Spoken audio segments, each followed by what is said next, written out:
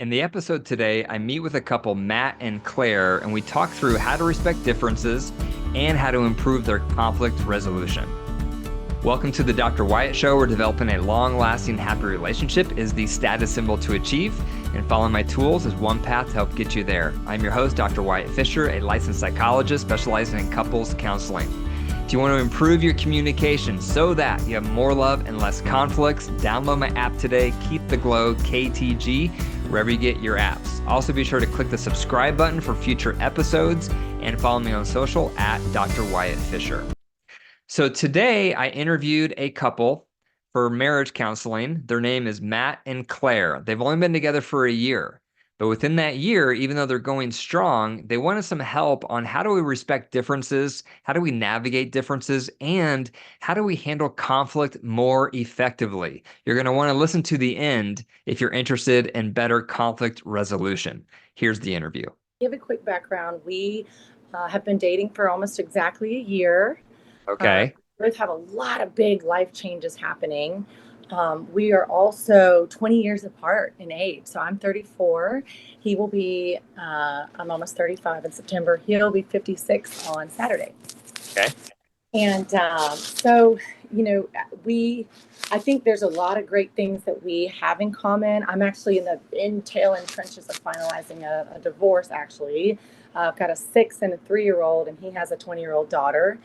And so we love each other very much, and we definitely see a future together. But there are some communication gaps, and specifically around the ways in which we deal with conflict, because I think, as you would probably tell us, conflict will always occur, but how we handle it is everything. So I could go on, but the biggest thing that I'm trying to do, make us work toward, is how do we both either share the same purposes, or at least recognize what each other's purpose is and what our long-term vision is.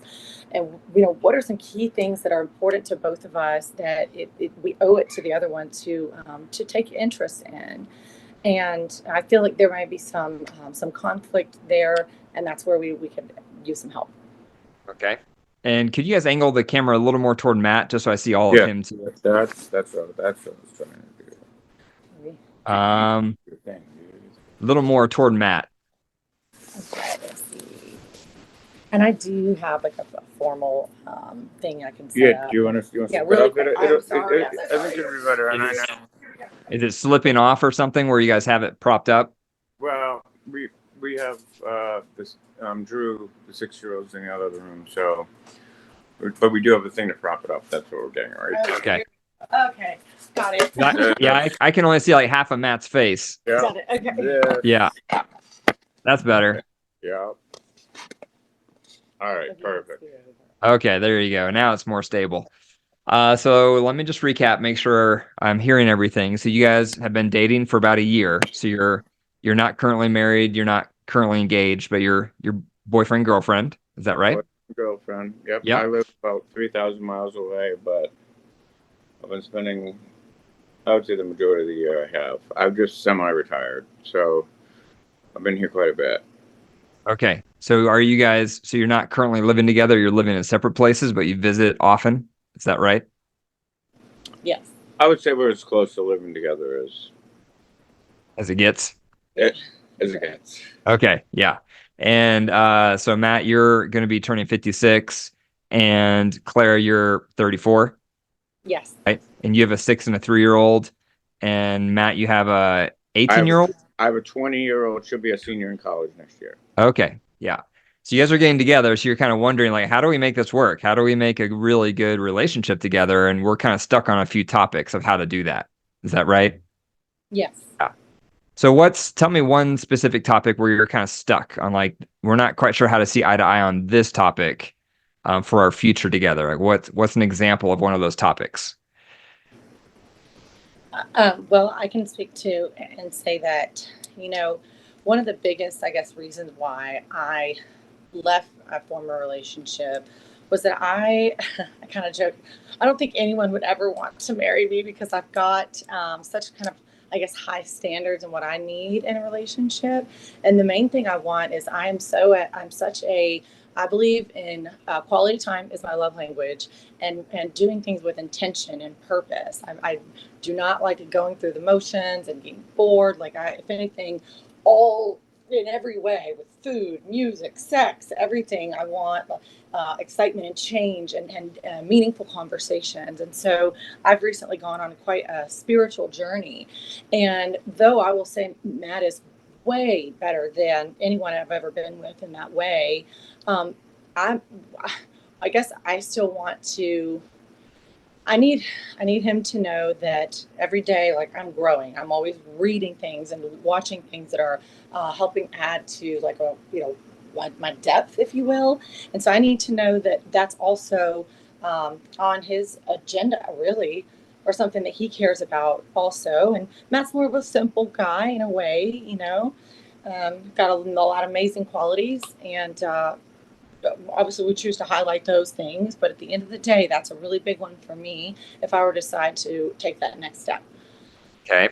So Or whatever. yeah, so you really love purpose behind things and meaning behind things and growth and personal enrichment, it sounds like. And you want to make sure Matt is the same, like as far as he has that same interest or passion to keep growing as well. And you're a little worried he may not have the same level of desire to keep growing and developing like you do. Is that what you're saying? Yep, that's one thing. And I think maybe Okay. Matt could speak to Yeah. the big Yeah, thing. Matt. And Yeah. actually, let's pause real quick before we go to the next topic. But yeah, Matt, what are your thoughts on this one? What's your side on that? My side on that is I'm a very open-minded person. I know a lot of people say at my age that kind of you're stuck in your ways, and that's kind of how you live your life out. And ever since Claire and I have gotten together, I've done quite a few things that maybe not were not in my realm, originally. She is becoming very spiritual, and that my father passed away when I was 12 in my arms from a heart attack, and Oh, wow. and at that point, kind of, my spirituality, and we can use that word rather than, and kind of went out the window a little bit. Makes sense. And and then I kind of at the age of 35 kind of got duped into a marriage a little bit, I guess. The girl who got pregnant intentionally turned into about a 9-year relationship, and she spiraled into a pretty bad alcoholic, and ended up after a divorce. 3 years after the divorce, she drank herself to death. So I raised a daughter all by myself, for since then. Yeah. Since 2015, she passed away. Mhm. So a lot of people have come to me and said, "Hey, what are you thinking? Why are you going back to a 3 and a 6-year-old?" And no, you're semi-retired right now. I own a marina in New Hampshire on a lake. Oh, wow. I commercial tuna fish on the side with all the guys from Wicked Tuna. So I mean, I've got stuff happening. I'm about to start a business, and just over the year, I didn't never press it with the kids or anything like that, and now the kid, we're really, we've passed that threshold, and are, for me, it's a big enlightenment and joy. And I guess we're trying to figure out if, one, we don't ever want to hurt the kids. That's very important. Two, we've been doing readings, and I've been going to church, and we've been watching shows, and so I'm not set in my ways. I'll try anything. I'll try anything once. And we do have a lot of things that we do. That we do like to do together, obviously, or Yeah. be here. But it's two different generations, and they're colliding, and the love between us is amazing. I mean, it's I can't say anything negative about that at all. We met 3 years before that. I met her and her husband, and that day that I was talking to her, I was like, that was the girl that I was supposed to meet, you know. But But there was never an affair. Let's No, be clear. no, There was never no, that. never We that. Okay. connected after the fact. Yeah. You So know. despite all the generational differences, what draws you guys to each other? Oh gosh, lots of things. You know, I don't know if you want to give, you know, examples, but I mean, Yeah, I mean, we laugh together a lot. That's a big part of our relationship. He is open to trying new things, and we have many adventures that we go on. And you know, I would say we best sex I've ever had. That helps. You know, we love each other. yeah, Yeah. I mean, that's Hmm. that's evident, or we wouldn't be doing this right now. You know. Yeah. Yeah. Yeah. So, I mean, a couple of thoughts. First of all, with just what I hear you describing so far, one would be this whole thing, Claire, that you brought up as far as like, I'm really into this journey and this is like my beliefs. I want everything to be meaningful. And I think Matt's the same, but not quite the same intensity as me. And so what do I do with that? And so it really, that's really I mean, it's nice that you guys are just dating, by the way, because you still have time to kind of evaluate, like, is this okay? Is this not? Are we compatible? Are we not? When you're already married, then it's like, okay, how do we make the most of this and how do we enrich it? And so if I were to speak to any couple who's kind of describing that, usually it's a balance, right? Because on the one hand, it's unrealistic to expect our partner to be as passionate as we are about whatever it is, right? Like, let's say someone's really passionate about baseball, and you're like, man, I wish my spouse would love baseball, but they just don't. They're kind of into it, kind of not. What do I do? And baseball's like my life. I love baseball, right? You can fill in the blank with any topic. And so this is a kind of a common struggle. Like, what do you do when you're really passionate about something and it infuses all who you are, but your partner's not quite passionate about it? And normally it is that balance. The balance meaning that, well, as long as my partner is open to it and they're open to exploring and kind of respectful of it and open to participating somewhat in it, like that's usually enough. But it's unrealistic to think my partner is going to be just like me in it. Another example could be health. Some people are like all about healthy eating, exercise, and it influences everything they do. And they want their partner to be as passionate about it, and their partner isn't. So it's like, what do you do? And again, it's that balance of, well, I do want my partner to be open, respectful, participate somewhat. The problem comes in when I think there's unrealistic expectations where it's like, I want my partner needs to be a carbon copy of me. And if they're not, we're done, right? Because that's unrealistic. The other problem comes in when your partner has zero interest and they're disrespectful toward that passion you have, and they don't want to participate on any level. That's also a problem because then it feels like a big divide. Like, wow, how are we? This is so much part of my identity. And if you're not even willing to participate on any level, then how can we even be together? Right. So that's the other pitfall some couples fall into.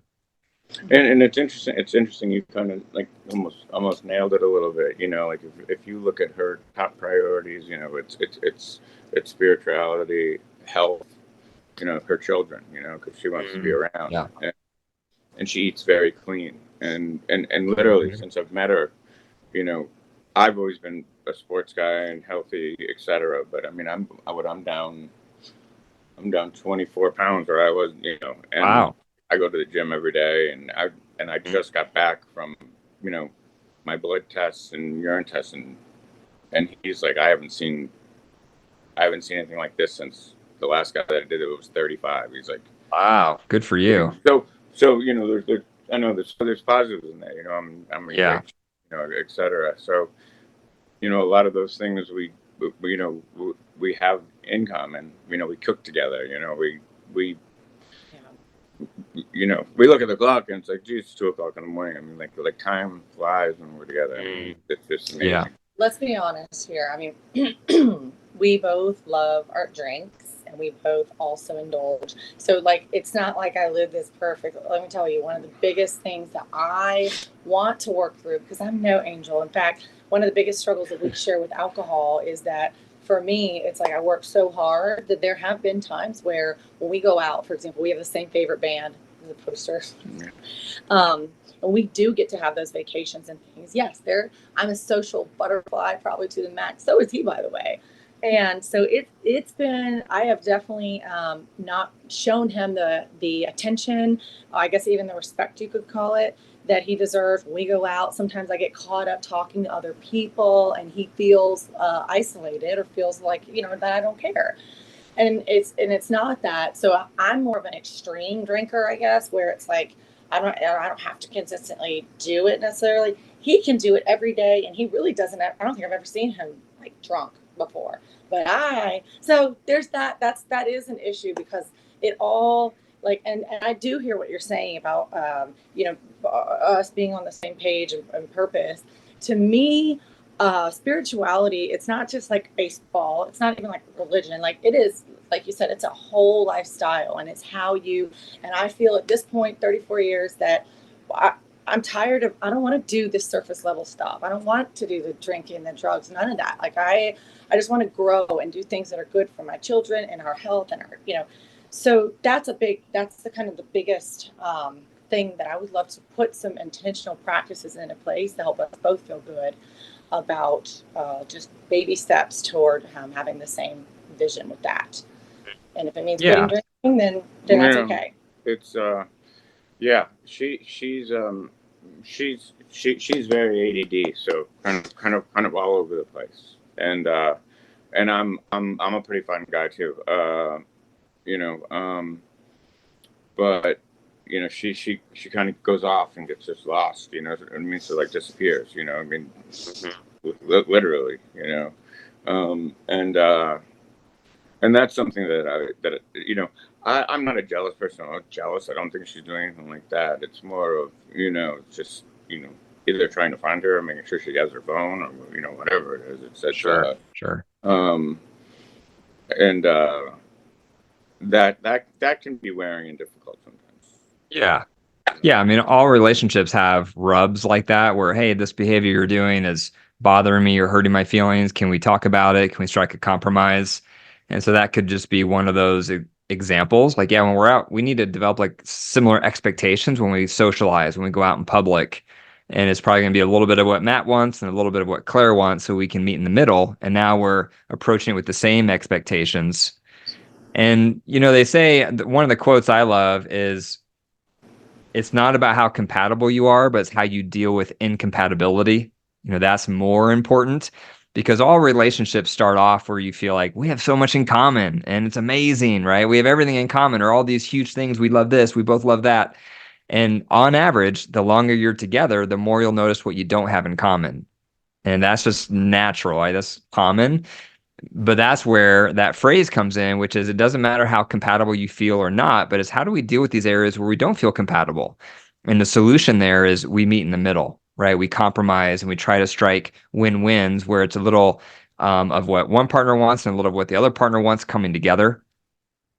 And it's also in your wiring, right? So Claire, you might be that person who goes for those high highs, and you kind of like look for those mountaintop experiences, and that just makes you come alive, right? And you're into one, and then you may kind of, the newness may wear off, and then maybe you're on to the next one, or maybe you just stay with whatever you're passionate about.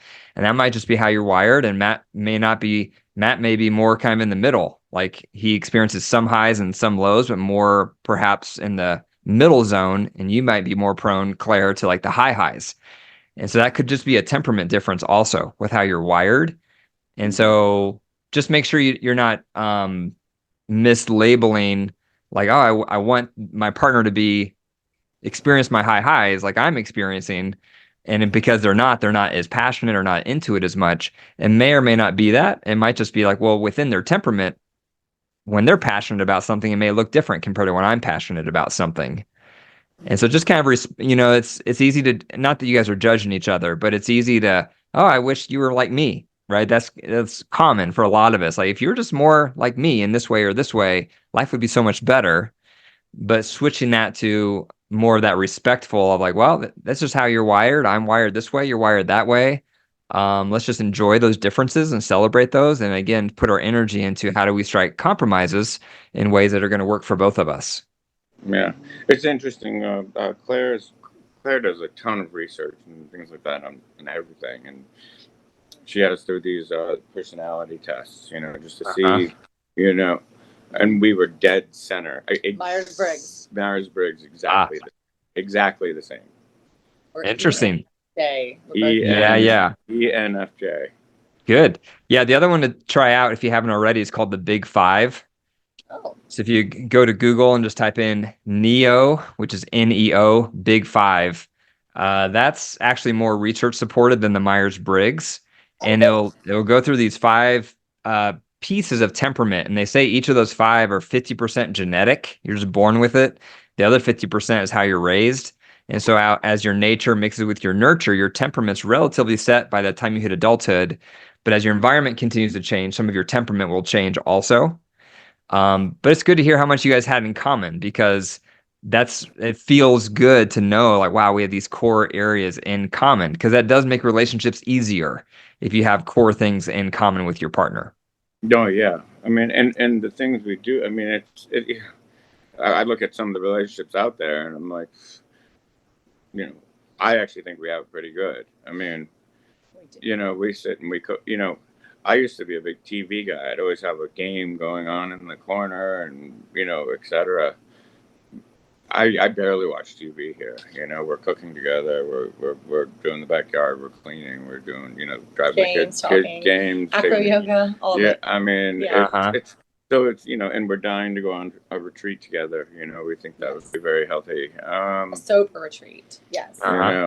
And but I do get a lot from my friends. They're like, geez, you're retiring. You don't really have to worry about money right now.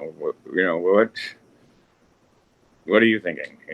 What's you want Yeah. to start over again? Yeah. Yeah. you What know, makes you want to start over again, Matt? you know. Well, my love for the kids, one. I mean, I think part of it is, when I raised my child, I pretty much raised my child by myself. Yeah. Not even, I wasn't even opposed to having, even at my age, another child. And we're not really planning on we may engage after this, after her divorce, the marriage thing. We're both, obviously we've both been there. She's Yeah. got children, I've got children. Sure. Um, but not saying we wouldn't maybe one day, Mhm. if made it there. But also Yeah. something that goes through our heads is, hey, in 15 years when her youngest will be driving, I'll be 70 Yeah. Right. if I make Yeah. it I that want. long. Yeah. Yeah. Yeah. So time is of the essence here, right? Yeah, because you don't want to. I mean, I'm that's a person. feeling a little more under the gun, I think, than I think maybe Claire is. Well, sure. And that also probably comes out with some of your journeys, right? So it sounds like Claire, for you, you're like in this blossoming phase of your life, it sounds like, where you're kind of discovering or rediscovering who you are and what you're all about. And Matt, for you, it sounds like I've kind of, not that you've peaked, but like I've kind of, already sifted through a lot of those things in my past. And I'm kind of like settling in to kind of what's really important to me and really kind of embracing what I already know about me, and I'm still open to change. But that's, some of what you're describing might be that generational difference as well, developmentally, where Clara might be like, I'm kind of discovering or rediscovering, and Matt's more, I'm kind of settling in to what I've been through and experienced and what's really important to me that I've already been through in my life. So that could be some of the difference in the zeal too. What do you guys think? Do you agree with that statement? Um, yeah, a little bit. I don't know because I'm one of those, like, I'm still I feel like I'm learning every day. I'm growing every day. Yeah, I'm looking into starting up another business right now. sure, sure. Um, one that I'm not, in the office all day, and I don't Yeah. have 38 people that are working under me. Kind of a smaller, you know. But I don't know how. I'm not. You know, I don't know, and I think she's got it easy a little bit because I'm here. I'm not. I don't. I'm not going to say I don't have a lot of responsibility right now. So Um, so, Yeah. you And, know, yes, I agree with what you say. I think part of the reason why our age difference does work is because I guess I tend to be more mature. Like in my eyes, like I did all that. I did all the partying. Like I'm over that now. And kind of to your point, um, yeah, I wouldn't call him immature in any way, but we I think we're able to meet on a maturity level, maybe more than most couples would because of that sort of. Matt wants to be young forever, and he sort of got that, and that's why he it's he likes the partying and the stuff like and just and so like I think that is what closes the gap for us, and it's a good thing. If we were exactly appropriate to our age, I don't know if it would work. Yeah.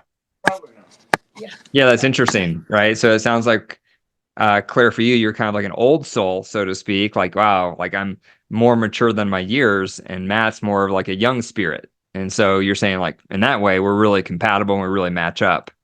Yes. Um, One thing that's good too is that you guys are asking all these questions, right? I mean, you're only a year into your relationship, so this is brand new still. And the fact that you're just exploring and questioning and asking, I mean, that's a really good sign.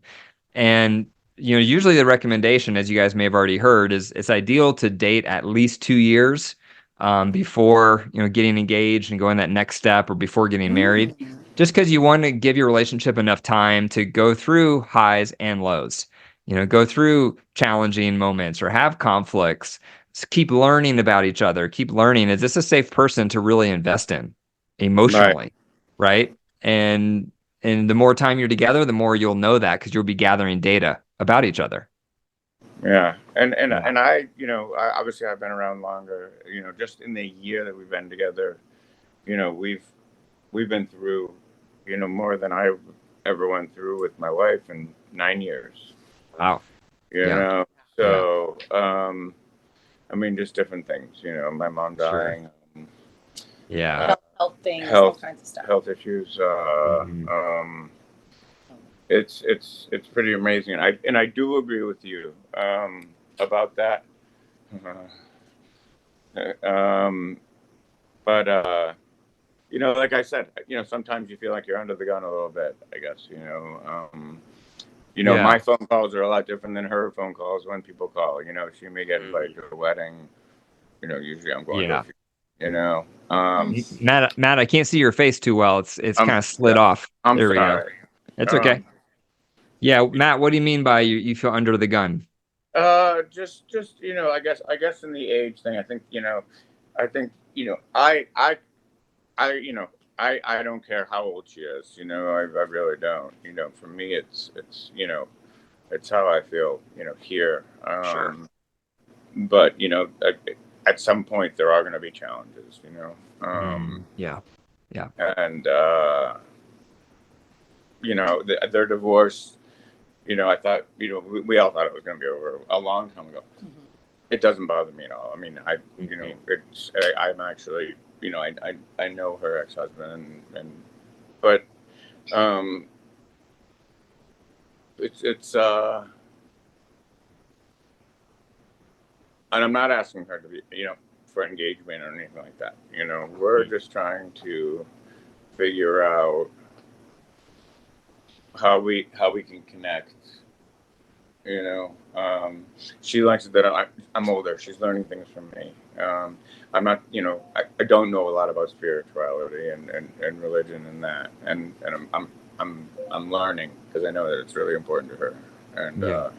most guys, I think my age, would be a little closed-minded and not really. Yeah.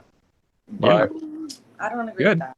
well, I don't, you don't have to agree with it. But I'm thinking, somebody my age is probably already figured out their, or whatever. Yeah. Yeah. Um, Yeah, it seems like on average, the older people get, the more set in their ways they become on average. But it sounds like you're more an exception, Matt, where even though you're 54, which isn't old at all, but even though you're 54, you're less open in your ways. Like you're open to exploring and open to new things. And so it does seem like you're more open than most. I'll be 56 on Saturday. Sorry, 56. No, Yes. that's okay. I know. Just like Yeah. Can I ask a Yeah. quick question as it relates Yeah. to you Yeah. said What other 2 questions? years. You said 2 years. What about moving in together? Is that something you see typically, and how does that often work out? Yeah, there's pros and cons to that, and there's two sides of the argument. Some people say you should move in together to kind of test the waters and see if it's really going to work and see if you're compatible. And then other people say uh, if if you really love each other and you're committed, then why are you testing the waters? And if you're there has been some research I've read before, and it's talks about how like if people move in together, they're actually more likely to get divorced eventually. And they said it's more about because they're not really like committed to begin with, because they're kind of testing the waters, and so they're more likely to bail if it doesn't work out because they've kind of had this mindset from the start of just testing the waters and seeing if it's going to work. So it's really if you want to move in together before you get married, because yeah, people argue from that on both perspectives on kind of what's the recommended approach. How do you guys feel about it? Yeah, and we keep using the married thing. Um, you know, uh, I could be engaged for 20 years, and Well, a lot of couples are doing that more and more too, right? Where they don't get married and they just move in together, and they're as if they're a married couple. They just don't officially have that marriage certificate. my thought is if I do move out here, you know, and she's spending $2,000 on a mortgage and or renting, and and I've got a mortgage. To me, that seems crazy. Yeah. Why, Financially. but that's financially. Yes. So, and I True. don't want this to be, a complete financial thing, but those are things that I do think about, Yeah. And Yeah. then then you're spending half the time here. Yeah. I mean, and especially with kids involved. So then you have to pump the brakes also just to be cautious, right? If you're the one with the young kids, because there's a higher risk. Like if I'm dating someone and they move in and I have young kids, it's more likely they're going to get attached. And then worst case scenario, if the relationship doesn't work out, it's going to be even harder probably on the kids if you have a live-in partner, compared to if, we don't live together for a longer period of time until we really know this is it. And then we make that commitment, whatever that commitment is. That just adds another layer of caution for a lot of people and sensitivity with, how quickly should we move in together if we do it all when there's young kids involved? And that is a big thing. Having the children involved is big because we are becoming very close. Yeah. Yeah. Um, Yeah. And that's normal, right? Because they're young and they're attaching. And what's that, Claire? Were you going to say something? Oh, I was just like wanting to. This is the control side of me. That's like, okay, I want to get tips from this doctor now. Like, I'm more okay, cool. I said, usually you talk more. I'm like, what? Yeah. Oh, go ahead. Go ahead, Claire. What else do you want to ask me?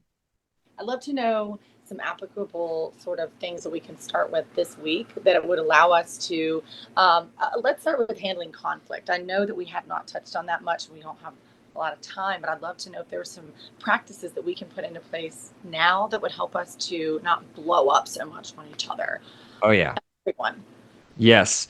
Go to Google and type in mini reunite tool. You can do that now, or you can do it after we hang up here. We're just writing this stuff down. Okay. Yeah. So the reunite tool is my big tool I use for conflict resolution and resentments for couples. The big reunite tool, that's for long-standing resentments. Okay, it's more thorough, it's more extensive, and so you use the full reunite tool for patterns of behavior your partner has where you have resentments. That's the full reunite tool.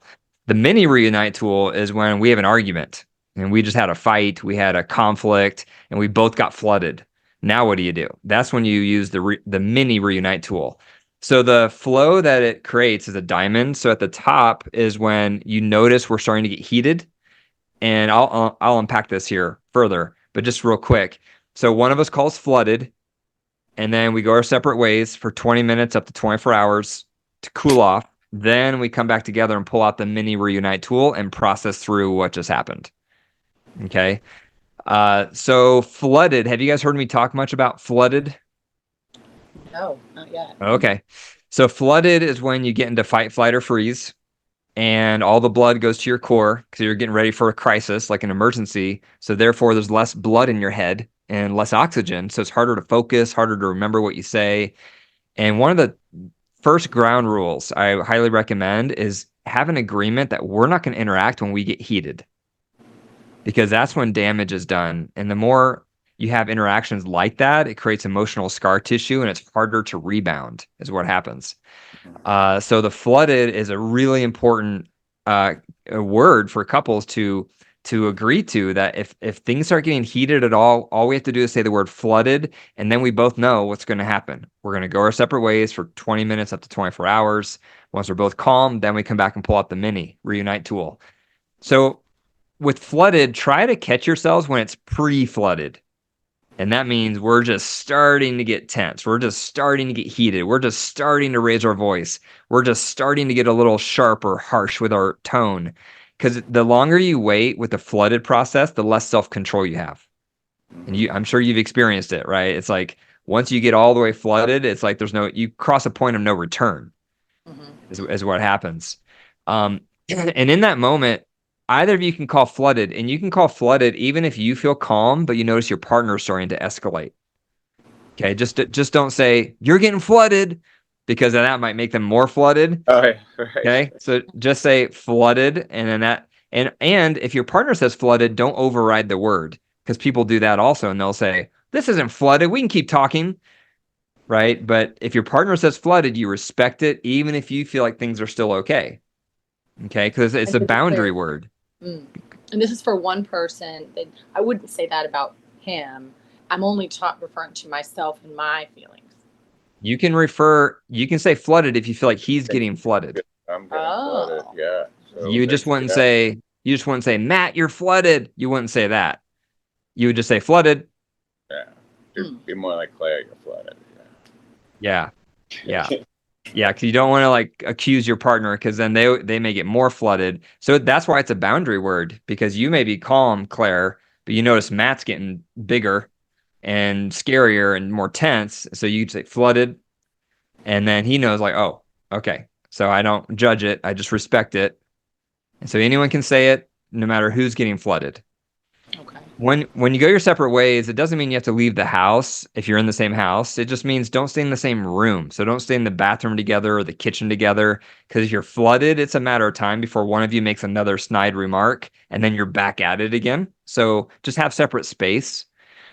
Research shows it takes at least 20 minutes to get out of fight, flight, or freeze.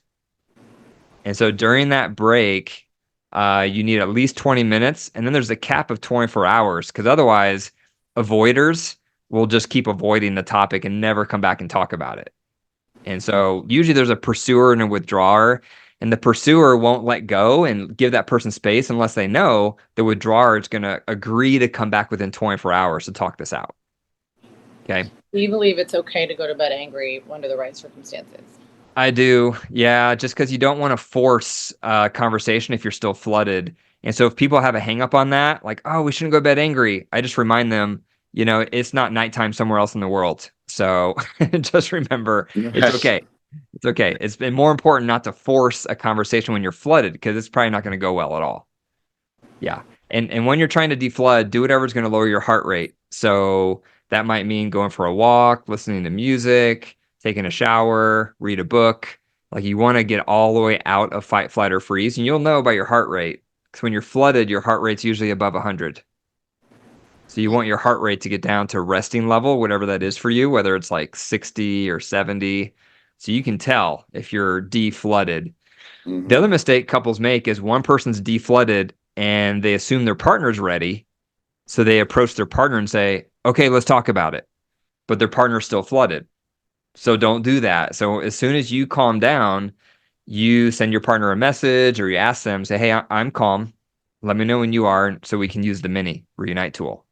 Mm-hmm. Okay, so that's also important. Yeah. Yeah, because, Claire, you may deflood within 30 minutes. Matt may need 5 hours, or the other way around, or it may depend on the conflict. So you never know. Just don't assume your partner's calm if you're calm. Okay. Then when you come back together, you're both calm, you're both ready. Then you pull out that mini reunite tool. And the mini just gives you each a chance to share your experience in the conflict, what you both felt, what you both were frustrated with. And then you're each are going to have to listen and figure out what you can own that made that conflict worse. That's what the mini does. And then it goes all through empathy and apology and how to make amends.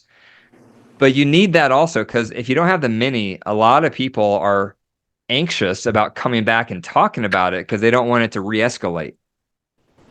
Right. And that's what happens. So now we just sweep it under the rug, and now we're not solving anything, and now everything's piling up.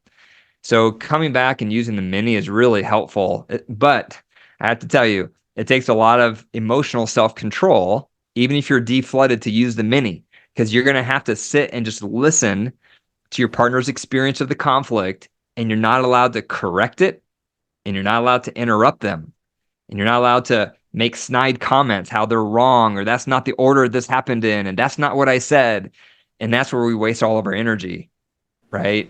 With conflict resolution, is it's so hard for people to listen to their partner's experience of a conflict without interrupting and correcting. And so that's the emotional discipline side of the mini, but it's really powerful when you start to follow it. That's good. Mm-hmm. That's great. And do you have a specific kind of language format that you can that you would be able to say, this is the way something makes me feel, type of when you're correcting? The mini provides that. Okay, cool. Yeah, so you'll see it. Yeah, so when you look it up, it gives you specific language to use per step. The only loose part is when you're sharing your experience of the conflict. And so the frame of it is, my experience in the conflict was blank. That made me feel blank, and that taps into my core need for blank. And you can't say you, always, or never.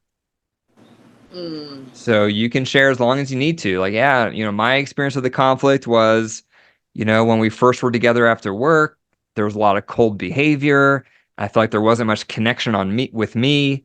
And then when I brought it up, I felt like there was criticism in response.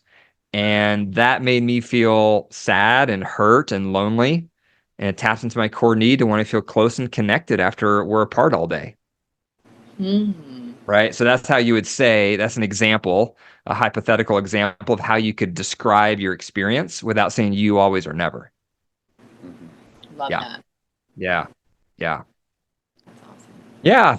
Okay. Anything else? Any final comments or questions as we wind down? We've got a lot of studying to do, and obviously, reading resources, listening to your podcast daily. Would you say that that's definitely one of the core takeaways from this, is constantly always be learning? I know I took at least 5 tips away just from today. Oh, yeah. Yeah. I mean, our natural drift on average is in the wrong direction relationally, when we're in a committed relationship. And so being reminded of what the right thing is and how to do it better is something for all of us. And so, yeah, podcasts are a great resource. Books are a great resource. Conferences, working with a relationship coach or a counselor. Because this is the stuff we're not trained on, right? I mean, we're not taught. We go through so many, I say this a lot, we go through so much training for our vocation, right? Of how to catch tuna. Matt, for you, I'm sure you went through lots of training. And Claire, for you, I didn't even ask what your career is or what your job background is, but I'm sure you've gone through a lot of training for your whatever you do or have done. But when we compare that with our marriage or our committed relationship, we have almost no training, right? How do you resolve conflicts? How do you share power? How do you nurture emotional intimacy? And so you want to be as well equipped for a healthy relationship as you are for a healthy vocation. Yeah. Right. It was It's interesting, missing. for me, obviously, you heard about my relationships and things like that. I thought fighting and whatever, and I thought that was just normal. You know what I'm saying? Yeah. And all the conflict. Yeah. And we both have some some issues that we deal with from our exes, that is a pop for us. It's like, Sure. Triggers. Yeah.